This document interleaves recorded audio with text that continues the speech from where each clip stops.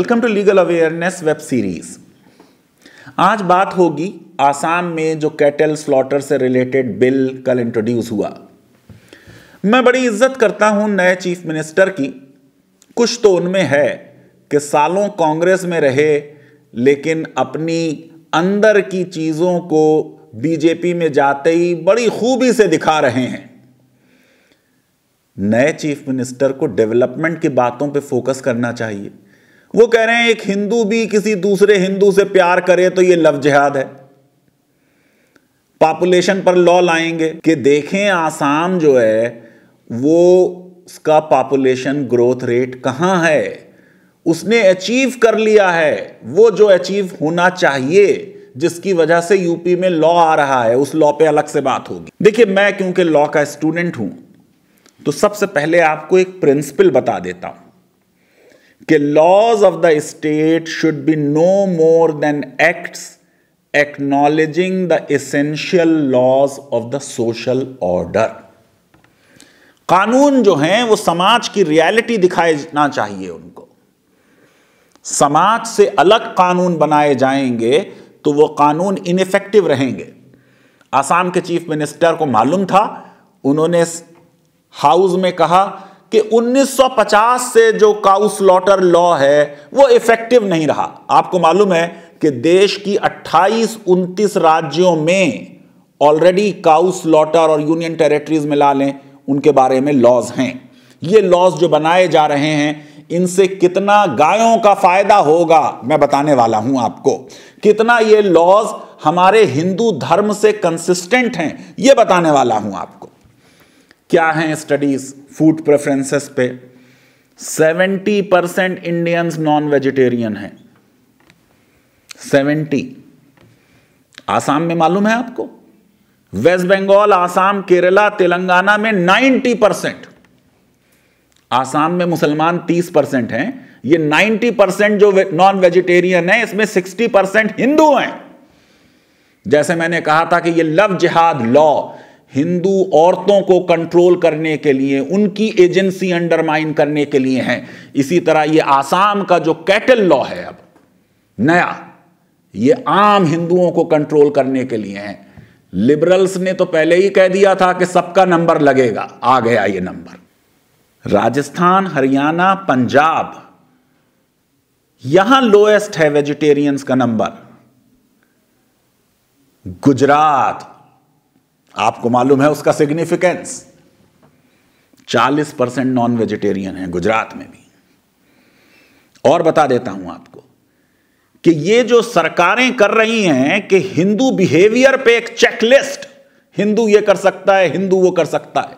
मेरे लिए क्वेश्चन आसाम के लॉ का ये नहीं है कि मुसलमान खाते हैं नॉन वेज या नहीं, हिंदू खाते हैं, क्या उनका संविधान में अधिकार है नॉन वेज खाने का? यह है प्रश्न मेरे लिए। सुनिए, सारे ब्राह्मण भी वेजिटेरियन नहीं होते। बंगाल के ब्राह्मण मछली खाते हैं, बकरी की और भैंस की बलि देते हैं काली मां को, गॉडेस काली को। सिर्फ नॉर्थ के और साउथ इंडिया के जो ब्राह्मण्स हैं वो वेजिटेरियंस हैं। इंटरनेशनल लॉ क्या कहता है? राइट टू फूड एक इंटीग्रल पार्ट है राइट टू एडिक्वेट लिविंग का। UN committee on economic, social and cultural rights कहती है राइट टू फूड जो है उसके 3 A's हैं। एक्सेसिबिलिटी, आसानी से अवेलेबल हो। आसाम का लॉ कह रहा है टेंपल के 5 किलोमीटर रेडियस में अब नहीं मिलेगा नॉन वेज। एक्सेसिबिलिटी कंप्रोमाइज हो गई। अवेलेबिलिटी हो, अवेलेबिलिटी कंप्रोमाइज हो गई। एडिक्वेसी हो, वो भी कंप्रोमाइज हो गई क्योंकि ट्रेड पर भी पाबंदी है, इंटर स्टेट भी डॉक्यूमेंट्स नहीं होंगे तो नहीं चलेगा। आप सोचिए कि हम कहां आए हैं। मैं कहता हूं बीजेपी सरकारों को हिंदुइज्म से प्यार है तो हिंदू शास्त्रों की तरफ लौटें। 20वीं सदी की रिग्रेसिव नैरोअर आइडियोलॉजी को छोड़ें। देश का डोमिनेंट कल्चरल हेरिटेज जो है वो हिंदुइज्म है। आइए जरा देखते हैं क्या इतिहास रहा है। इंडस वैली सिविलाइजेशन में जाएं, एनिमल फूड तो खूब कंज्यूम किया जाता था। कैसे पता चला? हड्डियां मिली हैं, हड्डियां जी, हड्डियां मिली थी बाबरी मस्जिद में भी, जो एक्सकवेशन हुआ था, इग्नोर की था उसे एएसआई ने, और वो चबी हुई हड्डियां थी, इसलिए वो बलि के लिए नहीं चढ़ाई गई थी। और सुनिए आप, वैदिक पीरियड में एक्सटेंसिव रेफरेंस है कि लोग खूब एनिमल फूड खाते थे। फूड हिस्टोरियन केटी आचार्य कहते हैं कि वेदास में एटलीस्ट 50 एनिमल्स, जिसमें गोट, शीप, ऑक्सन, बुल्स, हॉर्सेस, बैरन काउज, ये सब की सैक्रिफाइस दी जाती थी गॉड को। कोलिन टेलर सेन आचार्य की बात से एग्री करते हैं, अर्थशास्त्र कौटिल्य का, उसमें भी रेफरेंस है कि साहब एक सुपरिंटेंडेंट होगा ऑफ स्लॉटर हाउसेस। इसका मतलब राज खुद सुपरवाइज करता था एनिमल स्लॉटर। फिर वैदिक पीरियड में जरा सा मामला सख्त होने लगा, और ये सख्ती जो आई है ये हायर कास्ट, खास तौर से ब्राह्मण्स, उनकी वजह से आई। उपनिषद में कर्मा और अहिंसा के कंसेप्ट आ गए, और उपनिषद में डायरेक्टली वेजिटेरियनिज्म को प्रमोट नहीं किया गया, लेकिन बात की गई कि कंपैशन हो सारे लिविंग बीइंग्स के लिए। यहां भारत में आज कंपैशन कुछ लोगों के लिए, जानवरों के लिए है, इंसानों के लिए नहीं है। इंसानों को तो लिंचिंग करके मार दिया जा रहा है, जला दिया जा रहा है, रेप कर दिया जा रहा है। रियल जो इसमें मामला हुआ वो बुद्धिज्म के आने के बाद हुआ, जैनिज्म के आने के बाद हुआ, उससे इंकरेजमेंट हुआ। आइए जरा अब आसाम के बिल की बात करते हैं, क्योंकि इतिहास और शास्त्रास कुछ और कह रहे हैं। पूरी रिसर्च की है डीएन झा ने होली काऊ पर, और एग्जाम्पल दी है, मैं अभी उसके बारे में भी आपसे बात करूंगा, लेकिन आइए जरा बिल की बात कर लेते हैं। The Assam cattle preservation bill 2021 क्या करेगा साहब? To regulate slaughter, consumption, illegal transportation of cattle. बहुत बड़ी डेफिनेशन कर दी कैटल की। अब जब यह पास होगा कैटल प्रिजर्वेशन एक्ट, तो जो 1950 का लॉ है उस लॉ को यह रिप्लेस करेगा। उसके बारे में मुख्यमंत्री कहते हैं कि उसने अच्छा काम नहीं किया। कई और राज्यों ने भी कैटल स्लॉटर लॉज बनाए हैं, लेकिन आसाम उन सब से आगे निकल रहा है। आप सोचिए कि ये जो 5 किलोमीटर टेंपल वाला मामला है, अगर आपने पीके मूवी देखी हो, कहीं पे भी एक पत्थर अगर रख दिया जाए और कह दिया जाए हम यहां पर टेंपल बनाना चाह रहे हैं, तो फिर उस 5 किलोमीटर के रेडियस में कोई अवेलेबिलिटी ऑफ फूड नहीं हो पाएगी। वो लोग जिनका right to food fundamental right है आर्टिकल 21 में।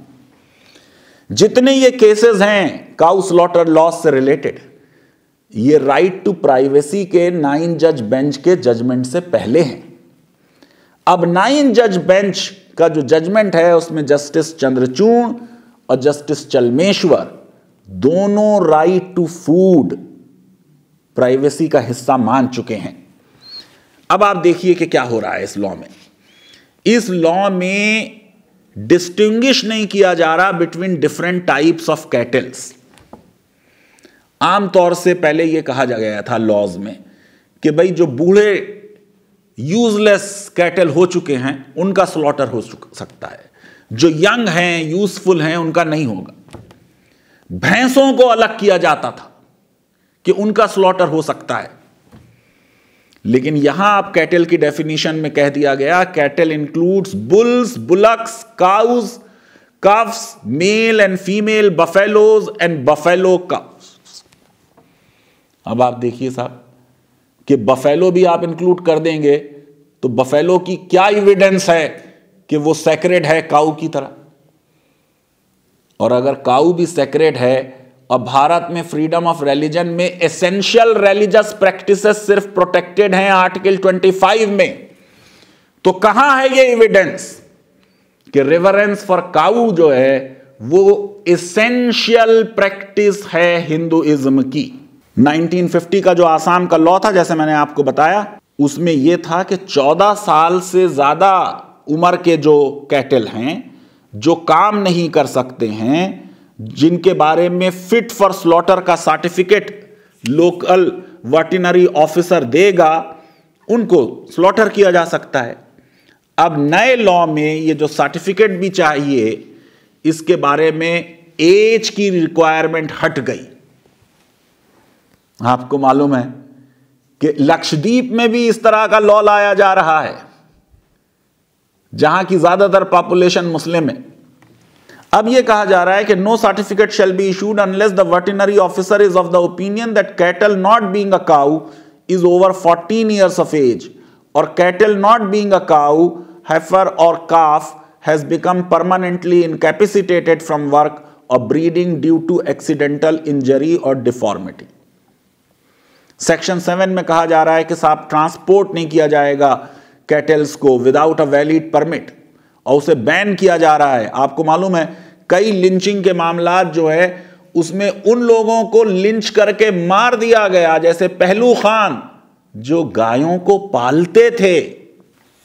फिर आप आगे आ जाइए, पुलिस ऑफिसर्स को पावर दी जा रही है not below the rank of sub inspector, कि वो कहीं पे भी घुस सकते हैं, कोई भी प्रेमिसेस इंस्पेक्ट कर सकते हैं। 1950 के लॉ में ये पावर वेटरनरी ऑफिसर को दी गई थी। ये पूरा एक कंट्रोल मॉडल है जिससे लोगों को कंट्रोल किया जा रहा है, और अब अल्पसंख्यकों को कंट्रोल का मामला खत्म हो चुका। मैंने बता दिया आसाम में 90% लोग नॉन वेजिटेरियन है, ये हिंदुओं को कंट्रोल करने का मामला है।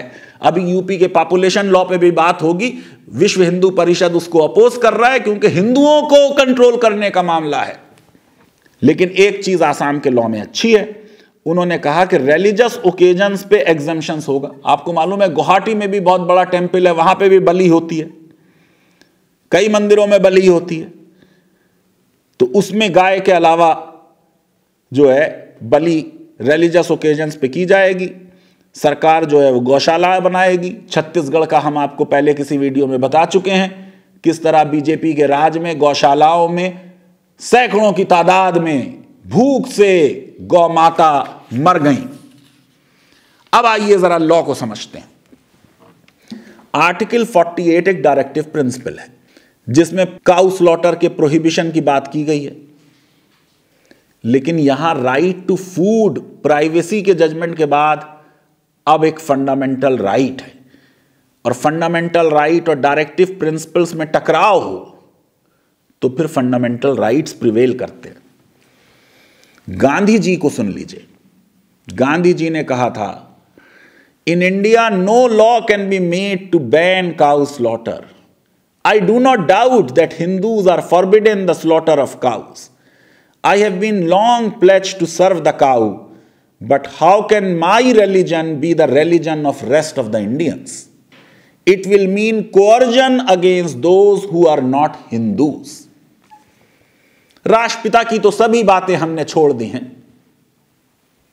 हम तो राष्ट्रपिता के मारने वालों की आइडियोलॉजी को फॉलो करने लगे हैं। डीएन झा, अभी रिसेंटली डेथ हो गई, 2004 में किताब लिखी the myth of Holi cow. उसमें गांधी जी की बात से भी अलग उनका व्यू है। उन्होंने लिखा कि ये होली स्टेटस जो काउ को दिया गया, ये अपने आप में एक लेटर डेवलपमेंट है। तमाम हिंदू टेक्स्ट कोट करके उन्होंने बताया कि काउ किलिंग शास्त्रार्थ के हिसाब से माइनर सिन था, छोटा गुनाह, मेजर सिन नहीं था। जितनी सजाएं दी जा रही हैं आसाम में, और अभी कर्नाटका में भी लॉ पास हुआ, कर्नाटका में और भी महाराष्ट्र में भी फडणवीस की गवर्नमेंट ने अमेंडमेंट किया था, हरियाणा में भी अमेंडमेंट किया था। ये तो अपने शास्त्रों से हट चुके हैं। अफसोस की बात यह है कि इस तरीके के कई लॉज जो संविधान के विजन के विरुद्ध हैं, एसेंशियलिटी टेस्ट पर पूरे नहीं उतर चुके हैं, उनको हमारी कोर्ट्स ने और सुप्रीम कोर्ट ने अपहोल्ड किया, और ऐसी ऐसी चीजें जजमेंट्स में आ गई हैं एक जजमेंट में गुजरात की एक रिपोर्ट थी, उसको सुप्रीम कोर्ट ने कोट कर दिया। ये state of Gujarat versus Mirzapur मोती कुरैशी कसाब जमात का केस है 2005 का। सुन लीजिए। It is estimated that a bull और bullock at every stage of life supplies 3500 kg of dung। पूरी स्टेज में वो 3500 किलोग्राम गोबर देती है, 2000 लीटर पेशाब देती है। whereas this quantity of dung can supply 5000 cubic feet of biogas। इससे 5000 क्यूबिक फीट बायोगैस बनाई जा सकती, 80 metric ton of organic fertiliser बनाया जा सकता है, यूरिन की सप्लाई से 2000 लीटर पेस्टिसाइड बनाया जा सकता है। और ये सारी चीजें मिला दी जाएं तो 20,000 रुपए पर ईयर जो ओनर है उसको मिलेगा। अब ये जितनी ऑब्जर्वेशंस हैं इनकी कोई एविडेंस नहीं है, कोई साइंटिफिक इंपेरिकल रिसर्च नहीं हुई जिस पे ये साबित होती हुई। कोर्ट ने इनको एक्सेप्ट कर लिया क्योंकि गुजरात गवर्नमेंट ने एफिडेविट में यह बात कह दी थी। एक और चीज कोर्ट ने कोट की, national commission on cattle, department of animal husbandry, dairying and fisheries 2002 की। जस्टिस गुमन लाल लोधा बीजेपी के कई बार एमपी रहे थे, वो इसके चेयरमैन थे, वाजपेयी सरकार का जमाना है। इसमें कह दिया कि गाय का गोबर तो कोहिनूर से ज्यादा कीमती है। फिर बेकार में ही टीवी चैनल वाले हंगामा काट रहे थे कि हम इंग्लैंड से जाके कोहिनूर वापस लाएंगे। जब हमारे पास इतना गोबर है और वो कोहिनूर से ज्यादा कीमती है तो कोहिनूर को लाने की क्या जरूरत है। और मुगल तो बेवकूफ थे कि कोहिनूर जो है उसको अपने सर में लगाते थे, थोड़ा सा गोबर लगा लेना चाहिए था। आप सोचिए, एक तरफ देश की सरकार जो है वो एलपीजी गैस को प्रोपगेट कर रही है, माओं और बहनों को प्रधानमंत्री जी जो हैं वो क्लीन फ्यूल देना चाहते हैं ताकि इन्वायरमेंट पोल्यूशन ना हो, उनकी आंखें खराब ना हो।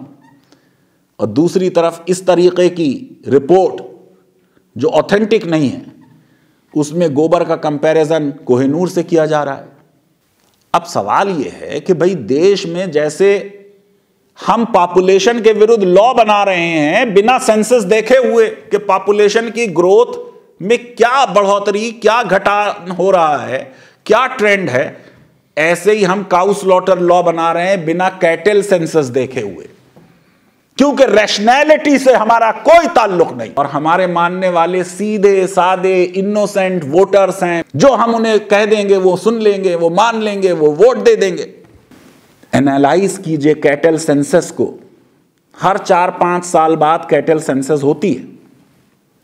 टोटल अगर सारे लॉज मिला लिए जाएं तो 194 लॉज और रूल्स बने हैं। इस सेंसस डेटा में आपको पता चल जाएगा कि ये जो cow slaughter law, cattle protection law बना है या बनाए गए हैं, मैंने आपको बता दिया कि 70 साल से बन रहे हैं। अभी देखिए आसाम में 1950 के लॉ को रिप्लेस किया जा रहा है। इन लॉ से गायों की तादाद बढ़ी, कितनी बढ़ी? उसके मुकाबले में भैंसों की तादाद तो नहीं ज्यादा बढ़ गई, देखने की बात है। फैक्ट यह है कि तमाम स्टेट्स ने जिन्होंने सख्त काउ स्लॉटर लॉज बनाए, उन राज्यों में लोगों ने गायों को पालना छोड़ दिया। अगर इस तरह के लॉ बनते रहे तो आज से 100-200 साल बाद गाय लुप्त हो जाएगी। कहते हैं ना, remedy is worse than disease. गौ माता का सम्मान करना चाहिए। अगर किसी का यह विचार है कि गौमूत्र में बहुत कोई ये अच्छी औषधि है, उसे अधिकार है उसे लेने का। प्रज्ञा ठाकुर कहती हैं कि उससे ब्लड प्रेशर भी कम हो जाता है, कैंसर भी ठीक हो जाता है, लेकिन बाद में जाके उन्होंने एलोपैथी का इलाज कराया। लेकिन मैं सम्मान करता हूं इस व्यू का। अगर कोई गौ माता का आदर सत्कार करता है, उनको प्रोटेक्ट करना चाहता है, मैं उसके साथ हूं। लेकिन क्या कानून बनाने से, बैन लगाने से गायों की तादाद बढ़ेगी यह प्रश्न है, इस पर रिसर्च होनी चाहिए। जहां जहां लॉ बने हैं वहां क्या हुआ है? जहां कंप्लीट बैन हमने लगा दिया, तादाद कम होती गई। साउथ की कुछ स्टेट्स हैं जिन्होंने पार्शियल बैन लगाया, वेस्ट बंगाल, नॉर्थ ईस्ट की स्टेट, गोवा जिन्होंने बैन नहीं लगाया। बफेलो की तादाद बढ़ गई, गायों की कम हो गई। देखिए कैटल सेंसस को रिव्यू कीजिए, 1951 से 2019 तक, even though 90% of India ban cow slaughter, 90% देश में ऑलरेडी कांग्रेस की सरकारों ने यह कानून बनाए। क्या हुआ? The cattle population in the country grew from 155 million to 192 million in 2019, thus adding on an average 0.5 million cattle per year only. 0.5 million, 5 lakh सिर्फ। जब इसको कंपेयर करेंगे आप भैंसों से, गाय बढ़ी सिर्फ 0.5 मिलियन, 5 लाख पर ईयर।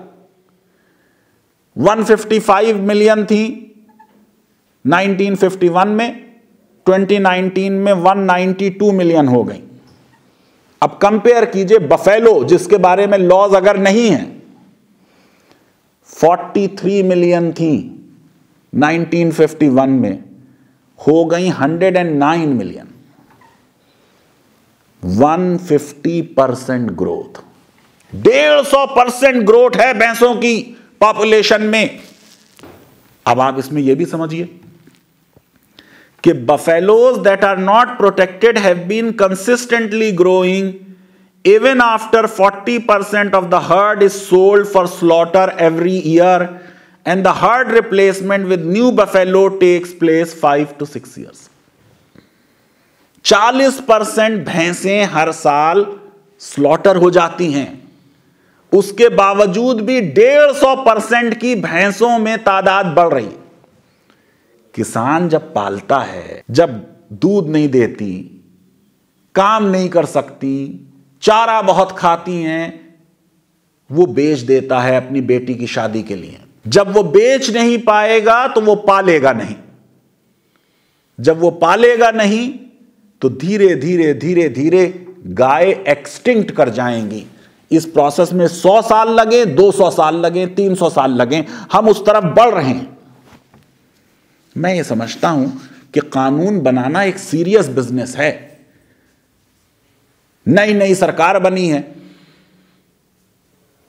कीमतें कैसे कम हो, वैक्सीनेशन कैसे हो। ये वही चीफ मिनिस्टर हैं जो कह रहे थे कि आसाम में कोरोना नहीं है, लेकिन हम ऐसे लोगों को चुनते हैं। अभी कर्नाटका ने भी लॉ बनाया 2021 में, फरवरी में, कोरोना के दौरान येदियुरप्पा की प्रायोरिटी ये लॉ थी। अब लोग साथ देना चाहते हैं तो उनकी चॉइस है।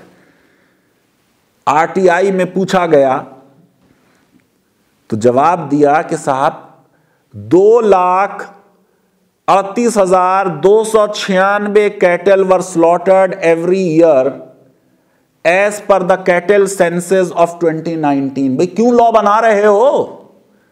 आरटीआई में सवाल पूछा गया। उसके जवाब में कर्नाटक की सरकार ने जवाब दिया 2,38,296 cattle were being slaughtered every year as per cattle census of 2019। ये सरकार जवाब दे रही है। देखिए जाके सेंसस में कितनी कैटल स्लॉटर होते हैं, ये सेंसस में दिया ही नहीं होता। जो सामने आ गया आरटीआई की रिप्लाई। उत्तर प्रदेश में नया लॉ बन गया 2002 में, फिर उसमें हमने पनिशमेंट बढ़ा दिया 6 महीने से सीधे 7 साल। आईपीसी में देखिए 7 साल की सजा, आसाम में 8 साल की सजा। ये बड़े बड़े जुर्मों के लिए हैं। फैक्ट क्या है? 2003 की सेंसस में यूपी में male cattle population was 49 lakh with a male to female ratio of 33 to 100. 33 mail थे, 100 फीमेल थे 2003 में। 2019 में क्या है? The male cattle population instead of showing any increase dropped to 20.04 lakh with male female ratio of only 12 to 100. ये lowest है पूरे देश में। अगर सजाएं बढ़ने से गायों का नंबर बढ़ता तो मैं कहता जरूर लॉ बना दो। गुजरात से तो बहुत केसेस हुए, मैंने अभी पढ़ के आपको केस सुनाया। 6 महीने की सजा थी 1964 के कानून में, 2011 के कानून में 7 साल कर दी गई। एनालिसिस क्या है कि कैटल पॉपुलेशन आधी हो गई, मेल फीमेल रेशियो 6400 था, वो घट के 3400 हो गए। महाराष्ट्र की एग्जाम्पल ले लीजिए।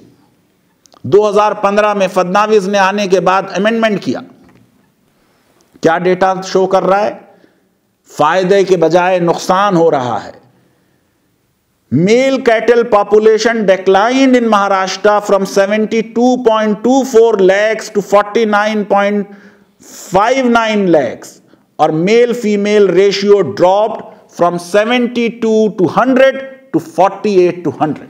रिसर्च करें, चुनाव जीत के आए हैं, 5 साल गवर्नेंस दें, शो करें कि पिछले जितने कांग्रेस के चीफ मिनिस्टर्स थे उन्होंने कोई काम आसाम के लिए नहीं किया। हम गवर्नेंस देंगे, कंट्रोल मॉडल। लोग क्या खाते हैं हम कंट्रोल करेंगे, लोग किससे शादी करेंगे हम कंट्रोल करेंगे, लोगों के कितने बच्चे होंगे हम कंट्रोल करेंगे। ये लीगल सिस्टम की हेल्थ के लिए, संविधान के लिए अच्छा साइन नहीं है। लीगल अवेयरनेस वेब सीरीज अगर आपको पसंद आती है तो मेरी रिक्वेस्ट है कि हमारे इस वीडियो को वाइडली शेयर करें और हमारे चैनल को सब्सक्राइब करें और बेल आइकन और लाइक जरूर क्लिक करें और गौ माता का सम्मान करें और गौ माता को बचाने के लिए कानून बनाने के अलावा कुछ करें। धन्यवाद।